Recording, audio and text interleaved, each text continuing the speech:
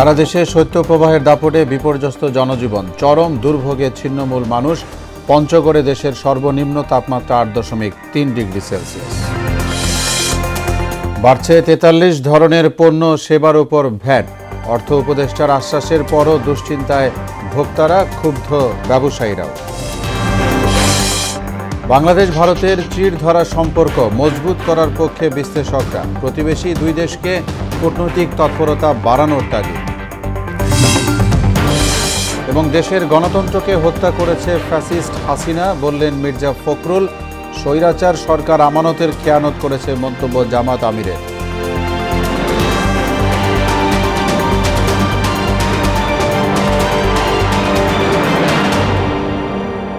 আসসালামু আলাইকুম। আমন্ত্রণ মোহনা সংবাদে এতক্ষণ শুনছিলেন শিরোনাম। আপনাদের সঙ্গে আছি মোহাম্মদ ওয়ালিউল্লাহ। যাচ্ছি পুরো খবরে। উত্তরের জেলাগুলোতে শীতের দাপটে বিপর্যস্ত জনজীবন। এর মধ্যে পঞ্চগড় জেলার সর্বনিম্ন তাপমাত্রা রেকর্ড হয়েছে 8.3 ডিগ্রি সেলসিয়াস, যা চলতি মৌসুমের সর্বনিম্ন তাপমাত্রা। এছাড়া গাইবান্ধা ও নীলফামারীতে শীতের কারণে ভোগান্তিতে নিম্ন আয়ের মানুষ। ঘন কুয়াশার চাদরে ঢেকে আছে জেলার সর্বত্র। আরও জানাচ্ছেন শারমিন স্বর্ণা। কনকনে শীত অনুভূত হচ্ছে হিমালয়ের কাছাকাছি উত্তরের জেলাগুলোতে। পঞ্চগড়ের তেঁতুলিয়ায় তাপমাত্রা রেকর্ড হয়েছে 8.3 ডিগ্রি সেলসিয়াস।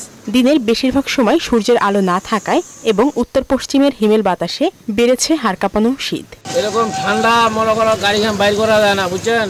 লোকজন বাইরে না, ভাড়া পাই যায় না, শীতের কাপড় চোপড়ও নাই আমার গরিব মানুষ। এখানে প্রচন্ড শীত এবং প্রচন্ড কুয়াশা, যেটা দার্জিলিং এর মতো হাওয়া। গাইবান্ধায় কুয়াশা আর কনকনে ঠান্ডায় ভোগান্তিতে নিম্ন আয়ের মানুষ। সড়কে যানবাহন চলছে হেডলাইট জ্বালিয়ে। সবচেয়ে বেশি ভোগান্তিতে শিশু ও বৃদ্ধরা। হাসপাতালগুলোতে বেড়েছে রোগীর সংখ্যা। দিন করে দিন খাই, কি সমস্যাটা ধরে গেছে। অতিরিক্ত কুয়াশার কারণে গাড়ি স্টার্টিং ধরলে যাদের 2 মিনিট চালানোর পরে গাড়ি হাত পাও কাঁপাকাঁপি করে। নীলফামারীতে খড়কুটো জ্বালিয়ে শীত নিবারণ করছেন নিম্ন আয়ের মানুষ। ঘন কুয়াশার কারণে হেডলাইট জ্বালিয়ে চলাচল করছে বিভিন্ন যানবাহন। এছাড়া শীতের সঙ্গে পাল্লা দিয়ে বাড়ছে নানা রোগ ব্যাধি। শারমিন স্বর্ণা, মোহনা সংবাদ। উত্তর জনপদের শীতের খবর জানাতে রংপুর থেকে আমাদের সঙ্গে সরাসরি যুক্ত হবেন সহকর্মী শফিউল করিম শফিক। শফিক, নিশ্চয়ই শুনতে পাচ্ছেন রংপুরে শীতের কেমন পরিস্থিতি আজকে দেখছেন এবং মানুষের ভোগান্তির কথাও জানতে চাই আপনার কাছে।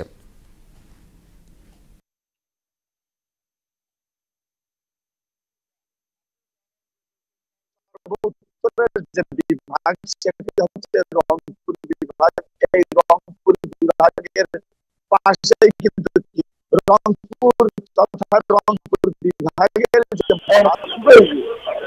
যে অবস্থা, যার কারণে উত্তর অঞ্চলের মানুষ কিন্তু খুব একটা ভালো নেই, যার কারণে ভালো নেই, যার কারণে জেলা প্রশাসনের পক্ষ থেকে বিভিন্ন জেলা উপজেলায় কিন্তু কম্বল বিতরণ করা হচ্ছে। বিশেষ করে খেটে যাওয়া যারা মানুষ, তারা কিন্তু সঠিক সময় তারা শ্রম বিক্রি করতে পারতেছে না।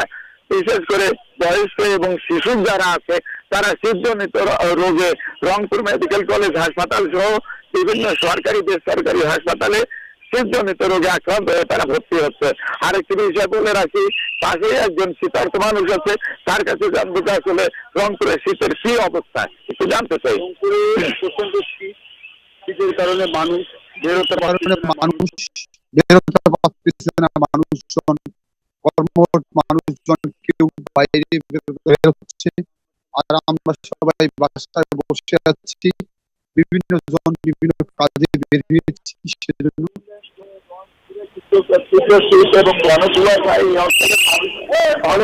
বিশেষ করে বিভিন্ন সংগঠন, রাজনৈতিক দল এবং যারা ধনী মানুষ আছে।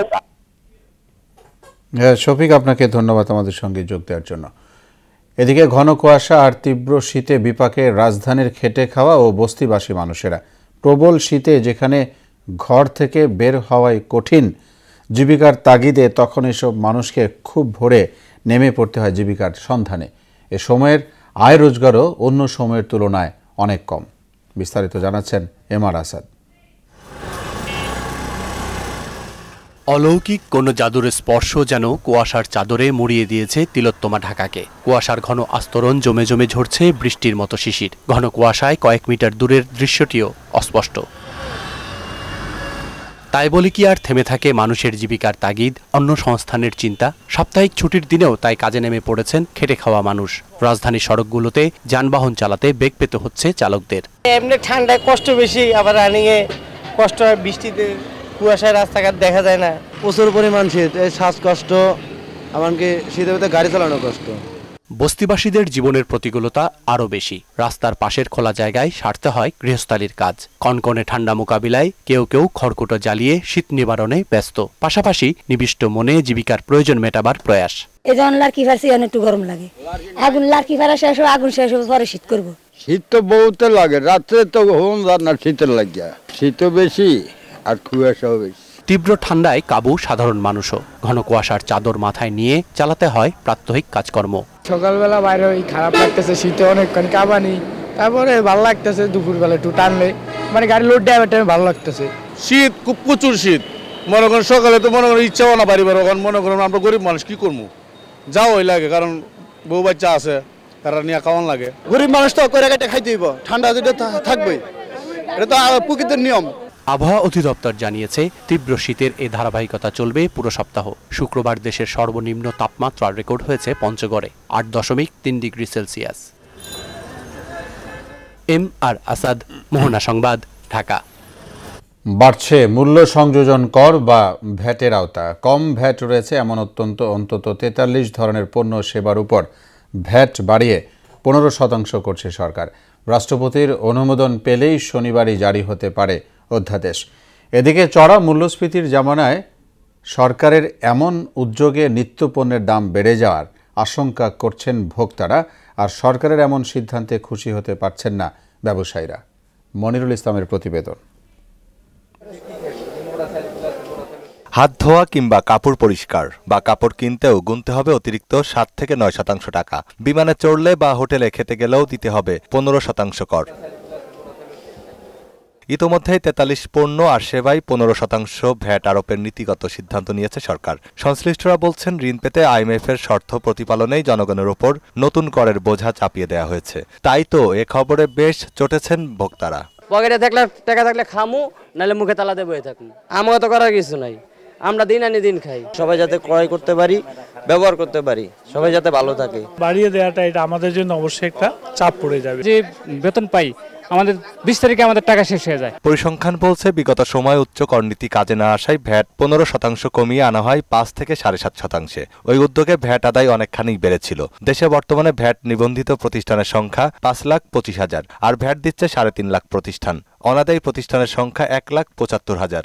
একটা সাবানে তো আগের হিসেবে দাম বেশি বাড়াইছে, এরপর তো কমায় নাই, উল্টা আরো যদি বাড়া তে মানুষের জুলুম। চলতি অর্থ বছরে ভ্যাট আদায়ের লক্ষ্যমাত্রা ছিল 4,80,000 কোটি টাকা। তবে নভেম্বর পর্যন্ত আদায় হয়েছে 1,27,000 কোটি টাকা। রাজস্ব ঘাটতি দাঁড়ায় 42,000 কোটি। তবে ভ্যাট বাড়ানোর এমন উদ্যোগে উৎপাদন ও ভোক্তা পর্যায়ে অসন্তোষ বাড়বে বলছেন এই ব্যবসায়ী। যারা ইনকাম ট্যাক্স দেওয়ার যোগ্য, আমার মনে হয় তার 70% লোক এখনো দিচ্ছে না।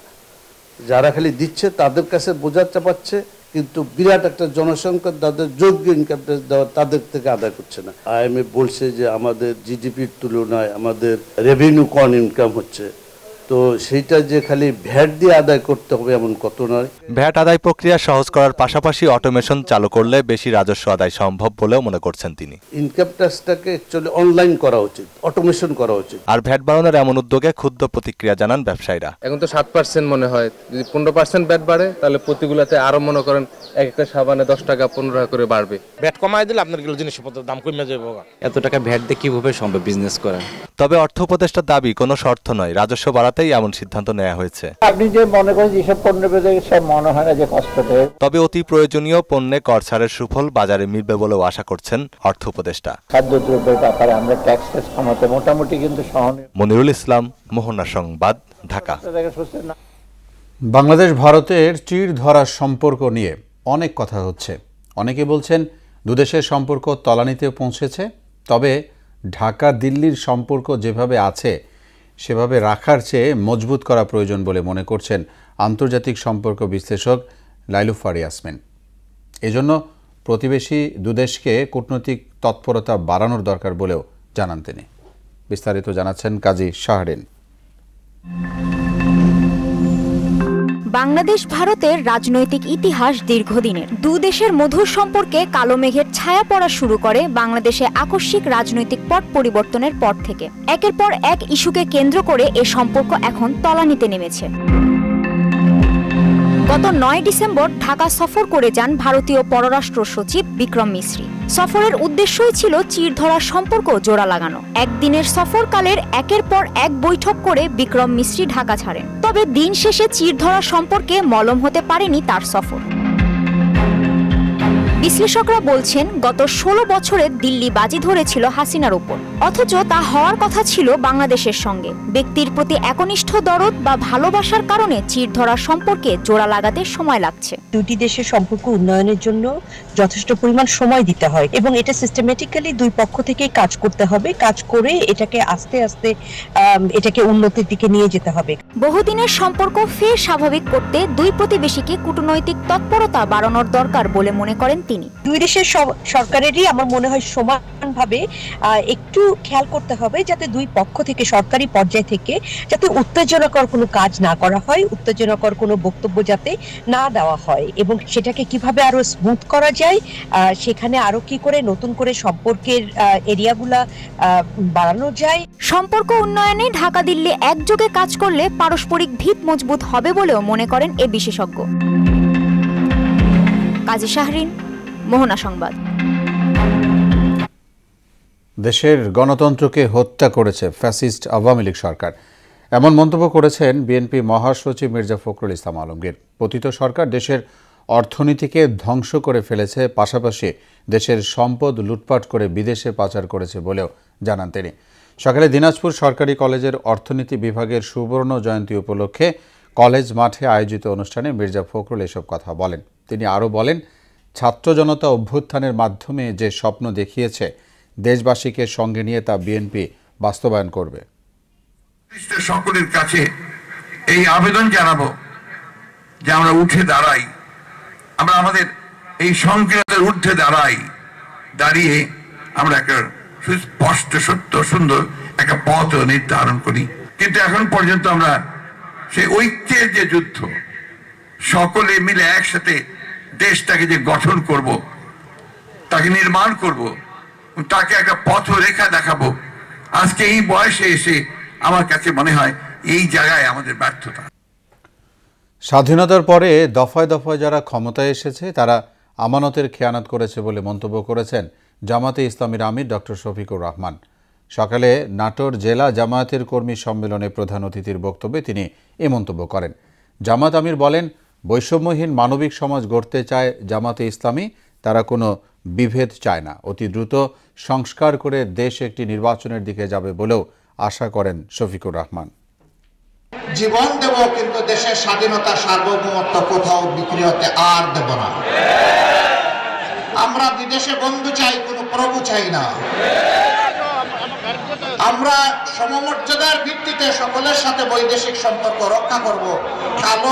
কারণ লাল চোখের দিকে আর আমরা তাকাবো না। আমরা আপনাদের দোয়া চাই, আপনাদের পরামর্শ চাই, আপনাদের কাছ থেকে ইতিবাচক সমালোচনাও চাই এবং এই কাজে আমরা আপনাদেরকে পাশে চাই। প্রথম ছুটির দিনে ক্রেতা দর্শনার্থীদের আনাগোনা বেড়েছে ঢাকা আন্তর্জাতিক বাণিজ্য মেলায়। সেখানে আছেন আমাদের সহকর্মী এসইউ সেলিম। সরাসরি জানবো বাণিজ্য মেলার খবর। সেলিম, নিশ্চয়ই যুক্ত হতে পেরেছি। উদ্বোধনের পর আজকে প্রথম ছুটির দিন, বাণিজ্য মেলায় ক্রেতা দর্শনার্থীদের আনাগোনা তাই কেমন দেখছেন?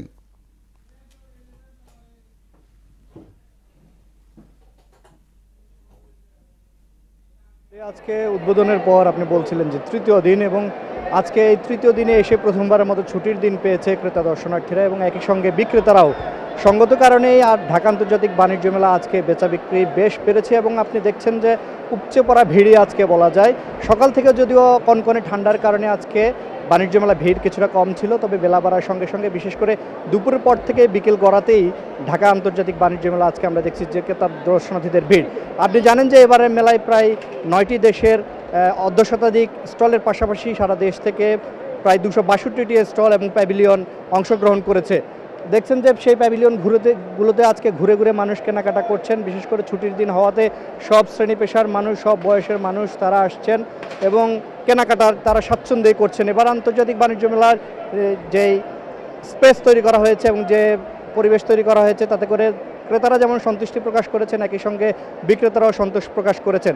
তবে মেলার শুরুর দিকটি হওয়ায় প্রথম সপ্তাহে বেচাকেনা কিছুটা কম থাকে এবং সঙ্গত কারণে এখনও অনেকগুলো স্টল নির্মাণাধীন, সেগুলো নির্মাণ করা হচ্ছে। বিশেষ করে ছুটির দিন হওয়াতে আজকে ক্রেতায় দর্শনার্থীদের উপচে পড়া ভিড়ই আমরা দেখছি।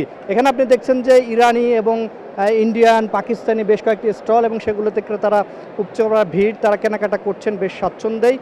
এবং এবারের বিশেষ করে মেলার যে পরিবেশ, মেলার যে নিরাপত্তা, সেটি নিয়ে ক্রেতারা সন্তোষ প্রকাশ করেছেন। একই সঙ্গে বিক্রেতারাও তাদের সন্তুষ্টির কথাই আমাদেরকে জানাচ্ছেন। তো এবারের আন্তর্জাতিক বাণিজ্য মেলা আমরা দেখেছি অন্যান্যবার যেই ভিড় থাকে সেই ভিড় থেকে তুলনামূলক বেশ ভিড়ই আমরা লক্ষ্য করছি। অলি। জি সেলিম, আপনাকে অনেক ধন্যবাদ আমাদের সঙ্গে যোগ দেওয়ার জন্য। দেশের বাইরের খবর, ইসরায়েলি বাহিনীর বিমান হামলায় গাজায় আরও ৭১ ফিলিস্তিনি নিহত হয়েছেন, আহত হয়েছে বহু মানুষ। আশ্রয়কেন্দ্রে খাদ্য, সুপেয় পানির অভাবে মানবেতর দিন কাটাচ্ছে ফিলিস্তিনিরা। এদিকে দক্ষিণ কোরিয়ার অভিশংসিত প্রেসিডেন্ট ইয়ন সুক ইয়লকে গ্রেফতার করতে তার বাসভবন ঘেরাও করেছে আইনশৃঙ্খলা বাহিনী। কাজী শাহরিনের ডেস্ক রিপোর্ট। গাজা ভূখণ্ডে ইসরায়েলি বর্বরতা যেন থামছেই না। গত ২৪ ঘন্টায় সেখানে ৩৪টি বিমান হামলা চালিয়েছে নেতানিয়াহু সেনারা। এতে ৭১ জন ফিলিস্তিনি নিহত হয়েছে এবং আহত হয়েছে বহু মানুষ। স্বজন হারাদের আর্তনাতে গাজায় নেমে এসেছে শোকের ছায়া। ১৫ মাসের লাগাতার হামলায় উপত্যকাটিতে নিহতের মোট সংখ্যা প্রায় ৪৫,৬০০ জনে পৌঁছেছে। এছাড়া আহত হয়েছে আরও লক্ষাধিক মানুষ। আশ্রয় কেন্দ্রে খাদ্যের অভাবে অনাহারে, অর্ধাহারে দিন কাটাচ্ছে বহু মানুষ। এদিকে টানা ৬ ঘন্টার উত্তেজনাপূর্ণ নাটকীয়তার শেষে দক্ষিণ কোরিয়ার প্রেসিডেন্ট ইয়ন সুক ইয়লকে গ্রেফতারে ব্যর্থ হয়েছেন দেশটির দুর্নীতি তদন্ত কার্যালয়ের কর্মকর্তারা। ইয়ুনকে গ্রেফতারে বাধা দেয় প্রেসিডেন্সিয়াল গার্ডসের দায়িত্বে থাকা বাহিনী। এছাড়া সেনা সদস্যরাও এতে বাধা হয়ে দাঁড়ান।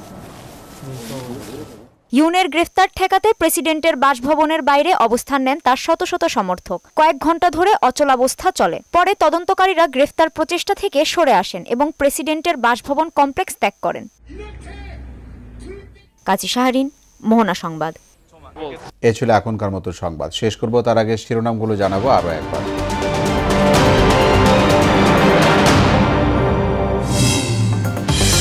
সারা দেশে শৈত্যপ্রবাহের দাপটে বিপর্যস্ত জনজীবন, চরম দুর্ভোগে ছিন্নমূল মানুষ। পঞ্চগড়ে দেশের সর্বনিম্ন তাপমাত্রা ৮.৩। বাড়ছে ৪৩ ধরনের পণ্য ও সেবার উপর ভ্যাট। অর্থ উপদেষ্টার আশ্বাসের পরও দুশ্চিন্তায় ভোক্তারা, ক্ষুব্ধ ব্যবসায়ীরাও। বাংলাদেশ ভারতের চির ধরার সম্পর্ক মজবুত করার পক্ষে বিশ্লেষকরা।